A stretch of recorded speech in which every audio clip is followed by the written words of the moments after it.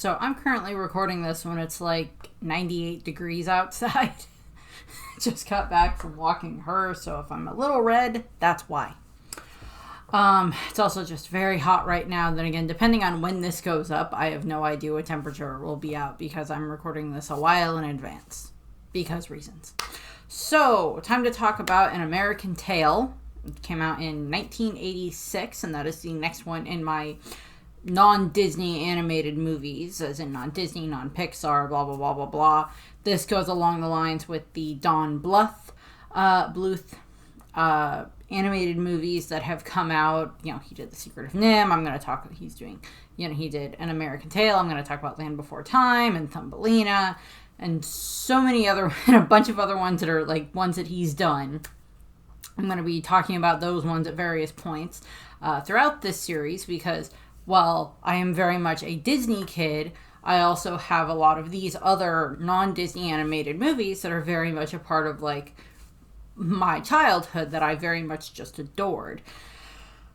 I don't remember if I went into this too much when I was doing when I talked about The Secret of NIMH, because The Secret of NIMH was also done by Don Bluth.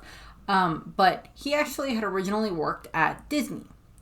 And at one point, and like he'd been, you know, at animator and stuff like that at Disney in the animation department and everything like that. And this, you know, very, you know, in the 60s and the 70s, I think a little bit into the 80s. And then he just decided that he didn't want to work there anymore. And about him and half of the animation department up and left. Which then, via a lot of other things moving around, resulted in eventually the Disney Renaissance era, and as in like with Little Mermaid and Mulan and Tarzan and blah blah blah blah blah, all of that other stuff. And another movie that I'm going to talk about in a second, or at least reference in a second, because so An American Tail, it was directed by Don Bluth, and it was also under it was done under the animation studio Amblin Animation, which was founded by Steven Spielberg, and he was one of the executive producers for An American Tail.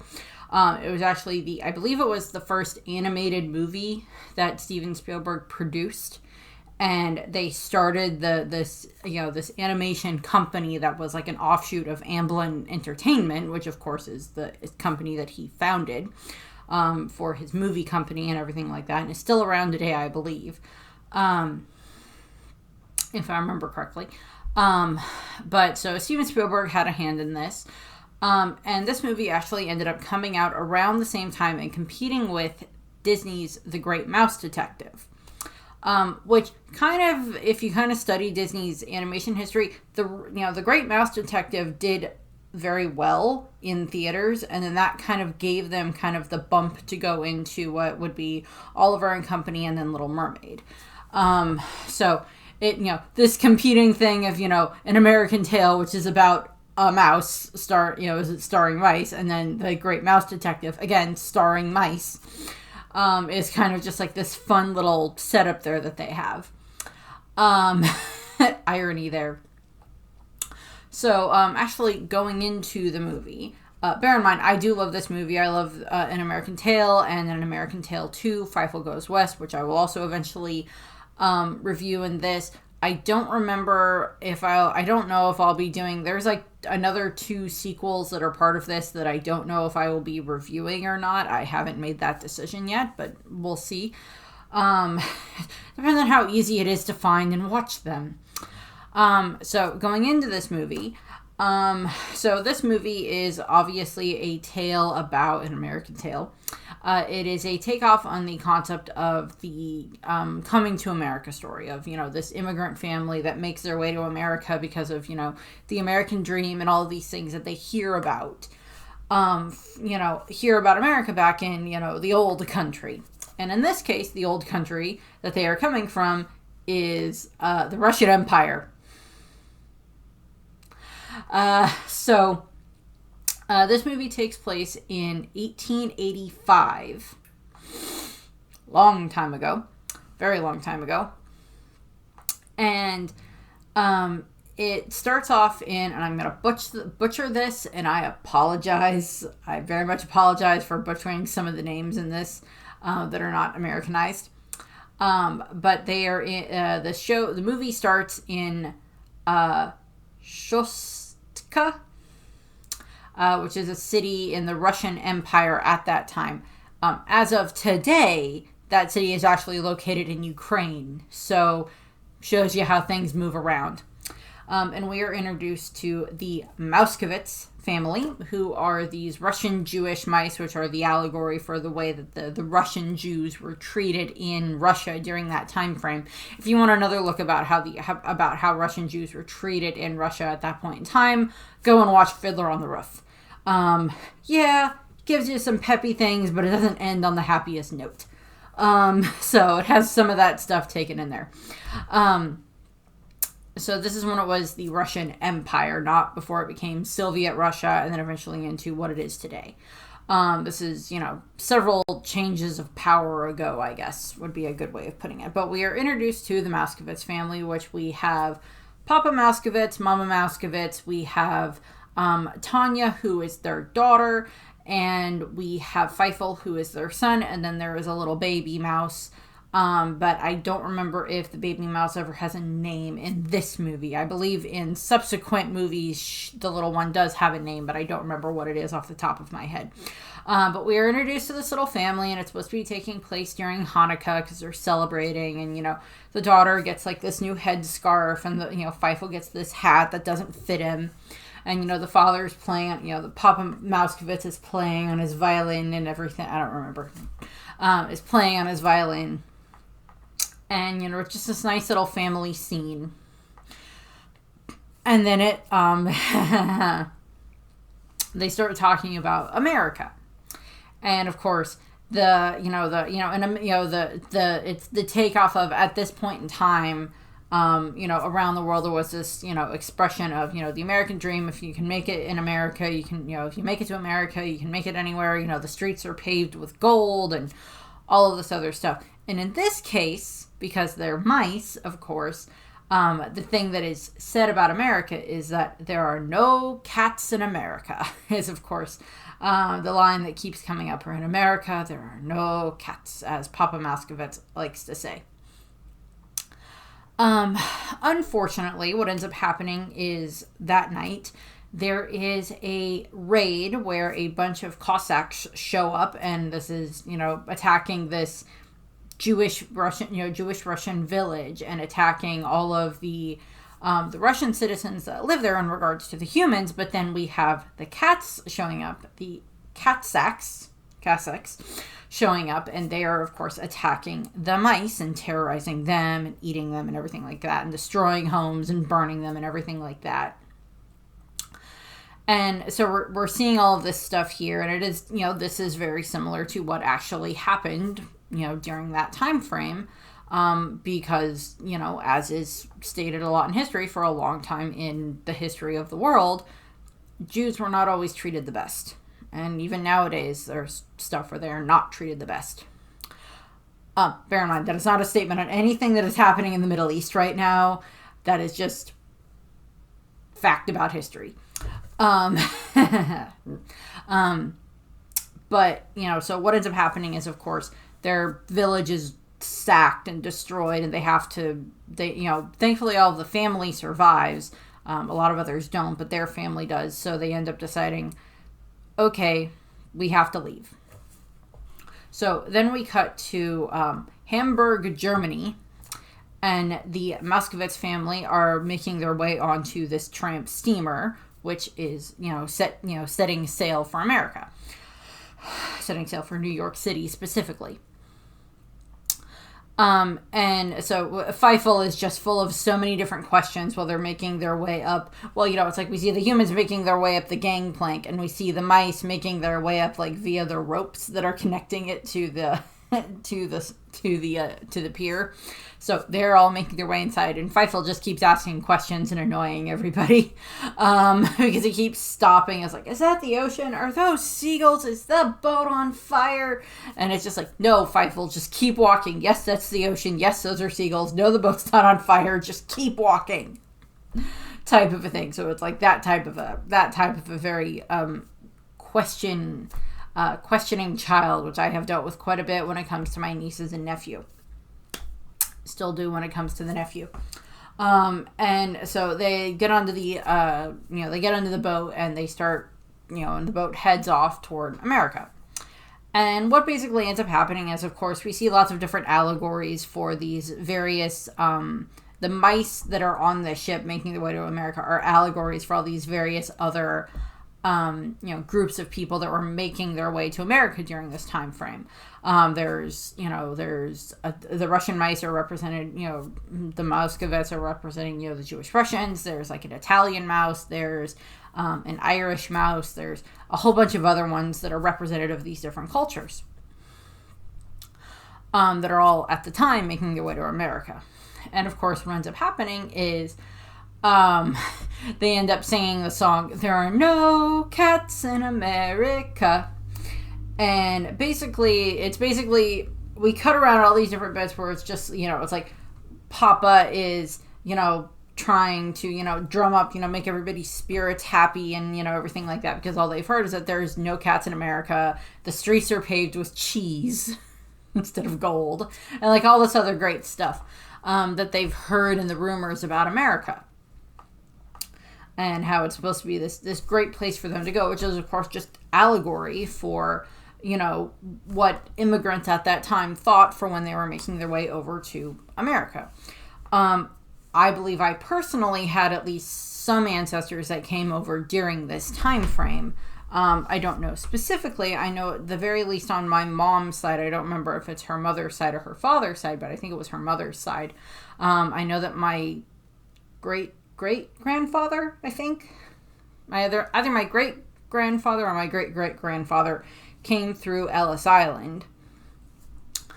I don't remember the exact time frame, but I know that he came through Ellis Island and had to go through all the immigration status, and then, with that, and then, go through and, save up money to then bring over my great-grandmother or great-great-grandmother, whichever one, along with any of the kids that they had at that point in time, and then they were brought here, and then subsequently, had kids, and, they married and had kids, and eventually it ended up with me. I have an aunt and some cousins that have done a lot of looking into various family trees and everything like that, to figure out, okay, well, how far back can we trace this, and how far back can we trace this? But the thing is that a lot of Americans can trace their roots back to this type of thing, where there were lots of these immigrants on these ships making their way here, because it was this idea of, this country that is this land of dreams, and the streets are paved with gold, and there's freedom here, and there's chances for you, and everything like that. But what ends up happening is, of course, during this song, "There Are No Cats in America," it's, talking about how bad it was in the previous country, and then, how all of them have had to deal with cats over the years. Like the Russian guy, Papa is talking about the Cossacks and everything like that, and then the Italian mouse is talking about how, like, there was a mob boss who was basically a cat, and how, like, it, that resulted in his mother's death, so then he had to go. And then there's, like, this Irish mouse who's talking about, like, how he lost, his love and everything like that. And it's, and then they're like, but there are no cats. So they're just, like, all dancing around, like, the part of the ship that they're in. And, of course, we're seeing allegories for this in the fact that we are also seeing, like, the humans on the ship probably going through something similar, in the fact that they're trying to, figure out, well, what are we going to do once we get to America? Well, we're going to need to get jobs and everything like that. They're on the ship for a while, and eventually they get to the point where Fievel is getting a little stir crazy, and there ends up being a night where there is this storm, and Fievel ends up actually going up on deck, where he is trying to get a lookout out at the ocean. And Papa is chasing after him, and unfortunately they end up getting separated, and it's this very beautifully animated, scarily animated scene where, there's the ship and the waves are crashing, and to Fievel's imagination, he of course sees the waves appear to be like this monster, this demon trying to attack the ship. And Fievel unfortunately ends up falling overboard while all of this happens during this big storm, and he falls overboard. And, kind of like the next morning type of a thing, Fievel ends up getting stuck in this bottle that is like floating in like the New York harbor and like the bay. And he ends up getting found by this French pigeon named Henry, or Henri, as he is called. And he decides to, take Fievel in, and he takes it back to his home, and, gets Fievel all cleaned up and everything like that. And he ends up, and like he's got like the French accent the whole time that he's singing. And he ends up, he's like trying to help cheer Fievel up, and Fievel's like, but I'm never gonna find my family. I have no idea where they are. I don't even know, he doesn't even know if they're alive, because like, he got separated from them on the ship, but something else could have happened, and like he just has no idea what to do. So the pigeon and him end up singing the song Never Say Never. Is there a Justin Bieber reference in there? No, this would have been way before Justin Bieber was even born, considering this movie was made before I was born. By about 6 years. So, like, they're singing, but as they're singing, it is revealed that the pigeon is working on building the Statue of Liberty. That, like, this pigeon believes that he is the one building the Statue of Liberty. And in his defense, like, he's going through and we see him screwing in stuff and putting stuff together. And there's, like, these female pigeons that are singing along with them, with Henri and with Fievel, and having this nice little fun bit there. And, it lifts Fievel's spirits and everything like that. And then, like, Henri sends him off and has one of the female pigeons, fly him to what would be the port of entry, or, the customs place at that point in time, take him there so that way he can try to find his family. While that is happening, we cut to where what was I think it was Castle Garden or something like that.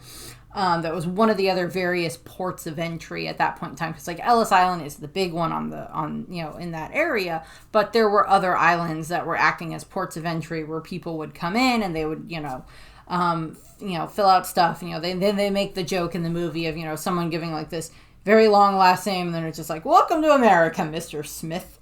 And jokes about like the changing of people's last names at that point in time to make them more Americanized, and why there's so many of these the same last name. There has been accounts where that's not exactly 100% true, to be fair, where it's not always where they're going to change someone's last name just to make it more Americanized. In some cases, people did that when they were coming in anyway, because they wanted to have a better shot at either A, if they were, in trouble with someone back in their home country, they wanted to protect themselves and their family, first of all. Second of all, there were other times where they did it so that way they could try to be, Americanized sooner in regards to, assimilate faster or have a better chance of getting, a better job or something like that. So there were different reasons for why people would change their last names or even their first names to a degree.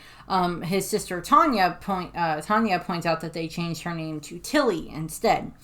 So there's that type of a thing. And what ends up happening is, of course, so the family goes through. We see the Mouskowitzes go through. And though it's like, how many? 5. 4. And Papa is just heartbroken, and they're sent through.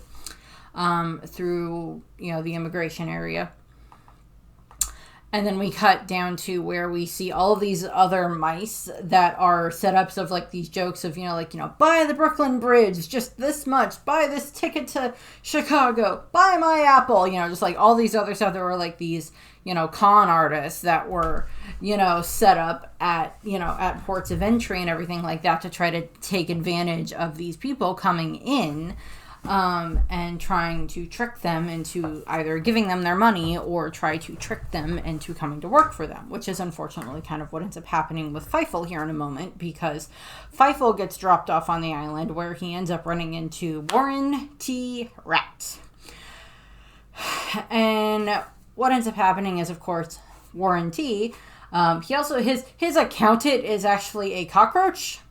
I don't remember the name of the cockroach, but he provides the voice of the same guy that voices the cockroach also provides the voice of Petrie, and at the very least, the original Land Before Time movie. So take that with what you will. And he's a cockroach that's an accountant. And Warren T is very, very greedy rat. And what ends up happening is he ends up, running into Fievel, and he's like, tells Fievel, oh, I can help you find your family easy, just come with me. And he ends up tricking Fievel and takes him to a sweatshop, where Fievel is then, taken in there and is, he's going to be forced to work. Fievel, however, is actually kind of smart in what happens, because that night, he actually ends up figuring out a way to get out, because he makes the comment about that. I wish we had that mouse here, that mouse princess with like the really long hair. She could let her hair down and we could all climb down. So he starts tying together all of these sheets and then puts them out the window so that way he can then climb down, which is a wonderful idea. He also ends up meeting Tony Toponi, who is, topo is the Italian word, I believe, for mouse. And Tony is this smart, street smart Italian, mouse type of a thing. And what ends up happening is, of course, Fievel escapes, and I think Tony ends up following him. And Fievel ends up kind of wandering around a little bit, kind of looking to see if he can find his family at all. And so we get to see this class of little mice kids learning the Pledge of Allegiance and some other things. And of course, Fievel is being very sad at this point in time. And we also see that the Mousekevitzes themselves have set up home in this little, I think it's a shopping bag or something like that in an alley. Which is, of course, an allegory for the crappy places that a lot of them had to live. Also, the sweatshop is, of course, what happened a lot of times to, women who came here on their own, or young kids who came to the United States on their own. At that time, they were forced into these places where they had to work, or it was either someone paid for them to come over, and now it's oh, now you're going to work here for me until you pay this off. But they're never able to pay it off, type of a thing. And they're just stuck there in indentured servitude. For years and years and years. Kind of like college debts. Kind of like student loan debts. Yep. And what ends up happening is, so eventually Fievel and Tony run back into each other, and Tony kind of takes Fievel under his wing to protect him. Tony is a very nice mouse. And they end up running into this Irish mouse who is named Bridget, who is just very pretty, and she's trying to get people to try to stand up to try to band together to try to stand up to the mice, or to the cats. And Tony just sees her and just instantly falls in love with her. And in his defense, she kind of falls for him pretty quickly too. In that moment, they fall for each other pretty quickly. And then they spend the night or what ends up happening is they're at this little market area for the mice. And unfortunately, it ends up getting attacked by cats. And Fievel almost gets eaten, but he manages to get out. And then, of course, Bridget and Tony and Fievel are all okay. And Fievel, Tony asks Bridget if maybe she can help find Fievel's family. He also starts calling Fievel Philly instead, which is just funny because it's they're in New York, but Philly can also be Philadelphia is the way that's kind of set up there for that joke there. So what ends up happening is, of course, she's oh, well, I may not know them, but Honest John might. So they end up going, and we get to meet these other two mice that are two different allegories for things at the time. We meet Honest John, who is a politician who likes to attend the funerals of lots of these other mice, and then he will write down their names in, his little book as, ghost votes.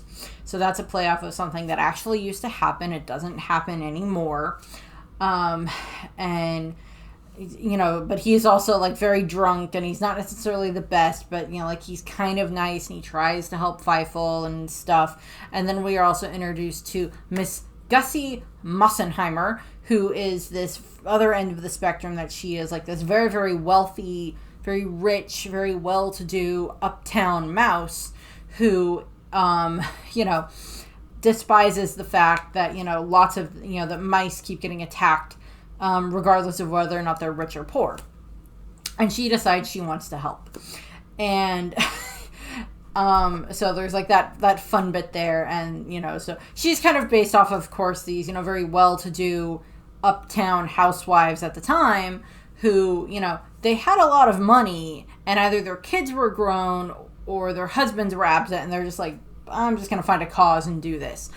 Some of those women eventually ended up becoming like the suffragettes that ended up helping with gaining, women the right to vote and everything like that. So there's lots of things that came out of that. But we cut to that evening, and Fievel and Tony are staying with Bridget, so that way they just have like a nice place to sleep for the night. And Fievel ends up actually looking out of the little knothole window that he has by his bed, and he ends up singing Somewhere Out There. And on the other side of town or whatever, his sister Tanya is actually also looking out the window and singing the same song. So it's both of them just like singing about being able to be reunited and like reuniting in their dreams type of a thing, because like Tanya has felt that she doesn't think that Fievel is dead. So they're just like, okay, well,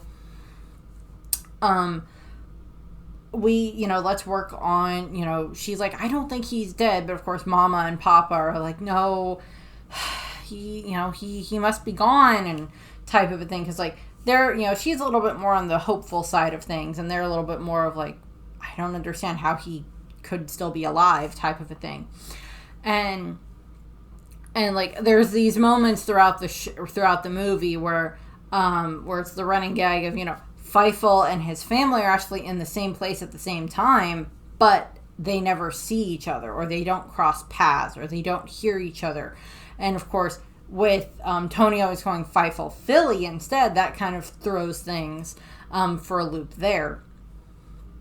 And so it's just like they keep crossing paths but not quite meeting.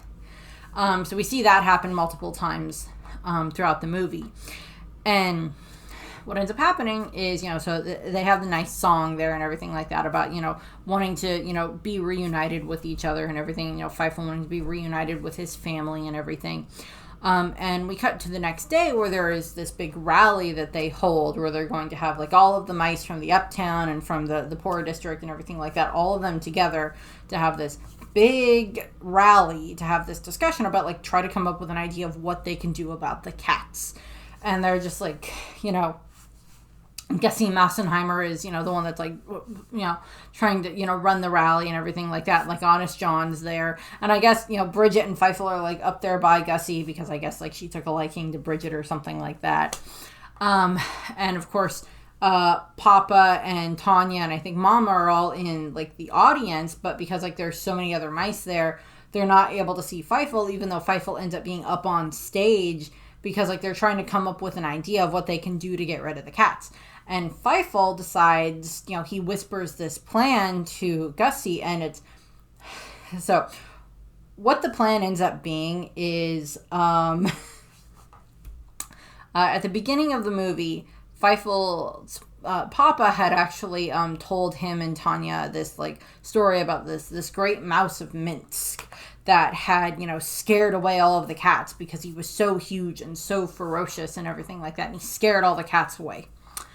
And Fievel tells Gussie about this, and they end up using that as their plan. They're going to make this giant freaking animatronic mouse monster to use to scare the cats, and then scare the cats onto a ship in the harbor that will then take them to Hong Kong and get them away from the mice. I mean, that's not going to get rid of all of the cats, but it'll definitely make them think twice before they try to attack you again.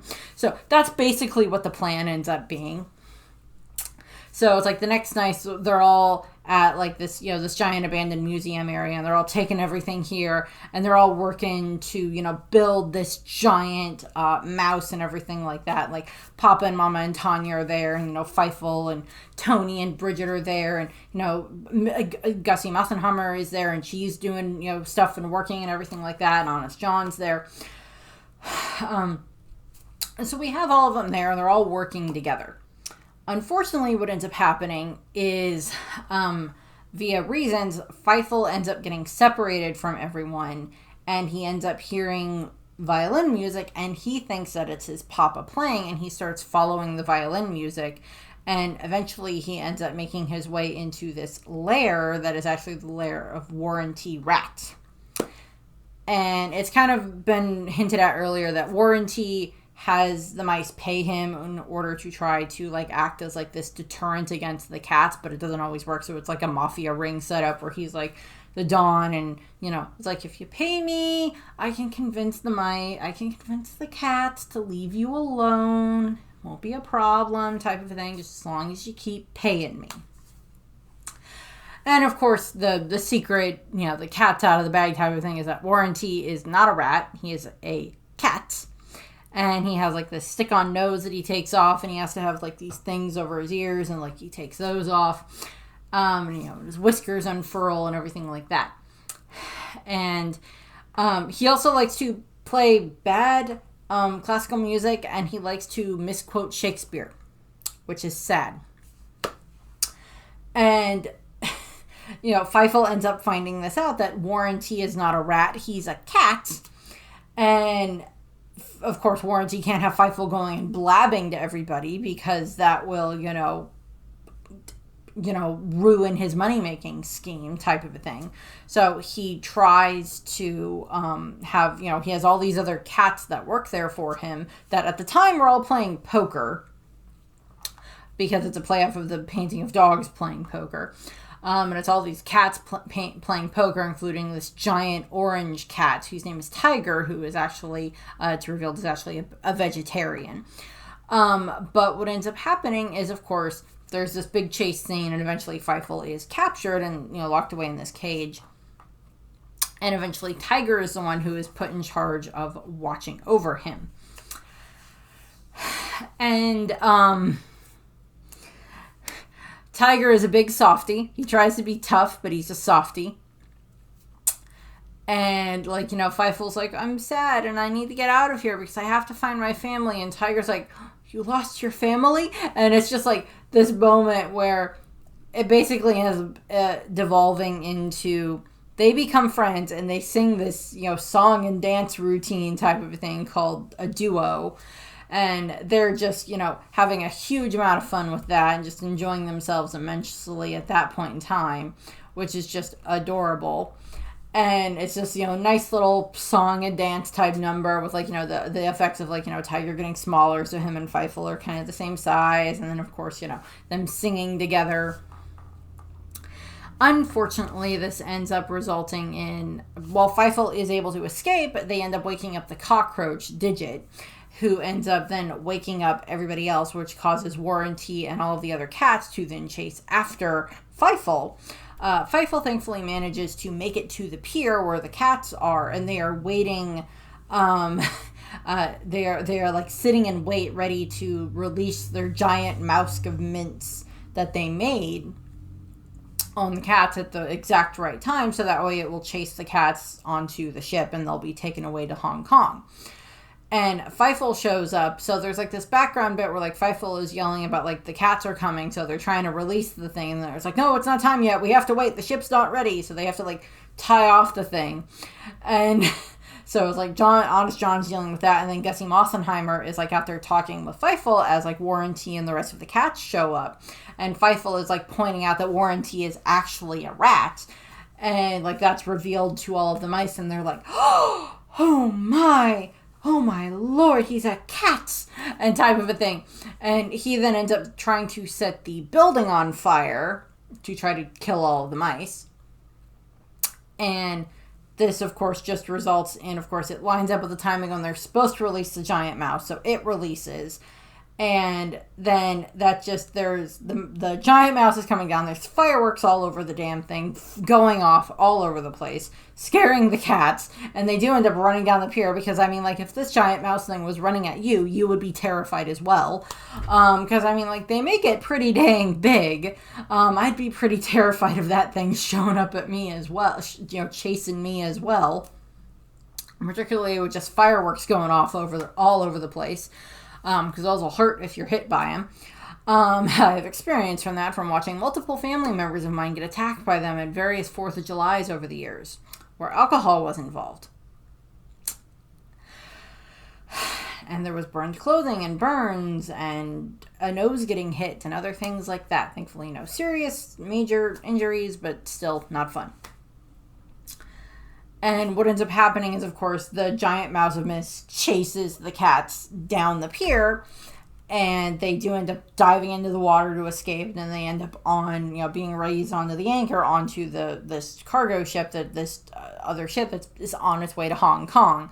And they're just like, oh, there's probably a lot of mice in Hong Kong, so we should be fine. And then Digit's like, I need to learn how to calculate in Chinese. So he's sitting there trying to learn the Chinese number system, which is just funny. So the cats are taken care of.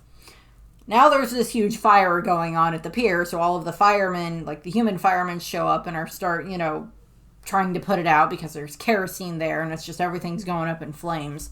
While this is all happening, Fievel unfortunately gets washed away by all of the water from the hoses and everything like that. So Fievel gets washed away. But both Tony and Bridget are yelling and yelling and yelling for a Philly Mouskovitz. And I think they also keep saying Fievel every now and then. And Tanya hears this, overhears Tony and Bridget calling out for a Fievel. And Papa grabs her and drags her over to, it's kind of like exhausted, and drags her over to where Tony is, just like, okay, please tell my daughter that you are calling for a Philly Mouskovitz and not a Fievel Mouskovitz. And Tony's like, well, yeah, his name is Philly and Fievel. And they're just like, oh my God, well, it can't be the same one. And then the Mama Mouskovitz pulls up the hat. That was the hat that was given to Fievel at the beginning of the movie. It was like, it is him. And they're like, oh my God, Fievel's alive. Well, maybe he's not now, but he was. So it's like now they have to go and try to find Fievel. As I said, Fievel ended up getting washed down washed down into like the sewer, where he ended up later on in this place that's called like just Orphans Alley, which is where a lot of these different,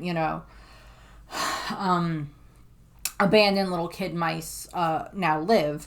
And like there's like these bully mice that are, these three bullies that are just, bullying Fievel about like, your family doesn't want you and blah, blah, blah, blah. And Fievel tries to play tough, but he's not very good at it. And he's just, very, very sad.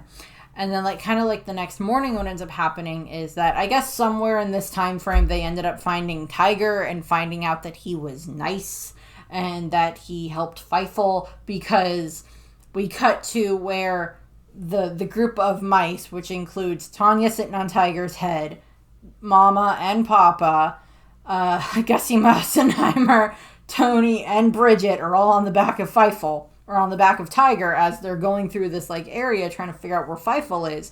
And, Papa is, playing his violin and everything like that, playing Fievel's song. And, so it's like that type of thing where they're just like, oh my God, we have to try to find him. And Fievel ends up like hearing this in the distance, and he ends up running off after the song. And, they hear Fievel shouting, and then they hear, Papa, and, there's this great reunion that happens between Fievel and Papa, and then, of course, Mama shows up, and, of course, everybody's just so happy because they found him, and, Tony and Bridget are happy, and Tanya's so happy because her brother's back, and Tiger is so happy, and even Gussie Mousenheimer is happy because she's like, I am so happy and overcome. I can't believe I'm hugging a cat. And she's like hugging Tiger's foot, which is just funny. So it's just like, and Tiger is just like, I'm so happy. I have so many friends. Because Tiger is just happy at that. Like, so everybody is just so happy that Fievel is okay. They return Fievel's hat. And, it's like, it actually fits now as opposed to when it was too big for him. And they're like, you are a mouse now. As in like, you're a man type of a thing. It's like he proved himself. And the ending is Fievel and Tanya are being flown by Henri up so that way they can see the finished Statue of Liberty. And, Mama and Papa are on one of the other pigeons. And then they have Tiger being airlifted by several other pigeons over so he can see the Statue of Liberty, which is just funny in and of itself. And, they're just like, it's finished. And of course, it's the Statue of Liberty when it was bronze, because it hadn't been, greened and oxidized the way that it is now. This is when it was like brand new, before any of that erosion and everything like that had happened. and it's big and beautiful and bronze and everything like that, and they're just like, oh my god, it's so wonderful. And they see these other islands and they're just like, what's over there? And he's like, that's more of the United States and everything like that. So it's just so much bigger and more vast than you could ever imagine. And of course, so it kind of ends with like Tanya and Fievel like waving goodbye to the camera as they fly off into the sunset. And that's basically how the movie ends. So in regards to the cast for the movie, so there was Philip Glazer, who played Fievel. There was John Finnegan, who played Warren T. Rat. Amy Green played Tanya/Tilly Mouskowitz. I'm going to butcher some of these other names. I apologize.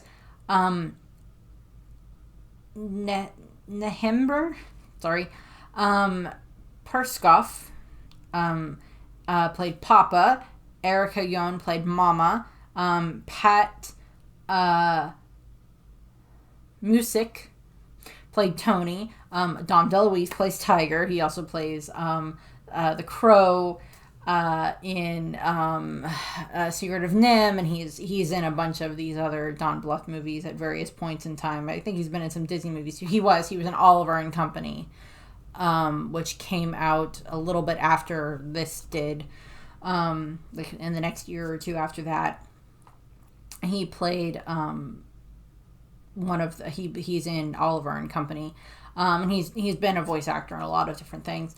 And Christopher Plummer played Henri the pigeon. So it's like, I love the fact that it's like Captain Von Trapp plays a singing pigeon. May he rest in peace. Dom DeLuise, unfortunately, has also passed away. I think several people on this list, unfortunately, have actually left us. Catherine Bloor plays Bridget. Neil Ross plays Honest John. Madeline Kahn plays Gussie Mossenheimer. And if you don't know who Madeline Kahn is, go watch any Mel Brooks movie, because she is in Blazing Saddles. She is the saloon singer. She is in History of the World Part 1, where she plays the Roman Empress. She is also she's in Young Frankenstein, where she plays one of the love interests there. That ends up being with Frankenstein. So she's in a bunch of those movies. He adored using her. She was great. She's great in this. And this, and I know that she's at least passed away. But like, so she's great in this and so fun. And then, Will Ryan played Digit, who is of course the cockroach accountant, who, as I said, he also plays Petrie, and at the very least, the first installment of Land Before Time, maybe the first couple, but at very least the first one that did that very iconic voice for him. So that is what I have for An American Tail.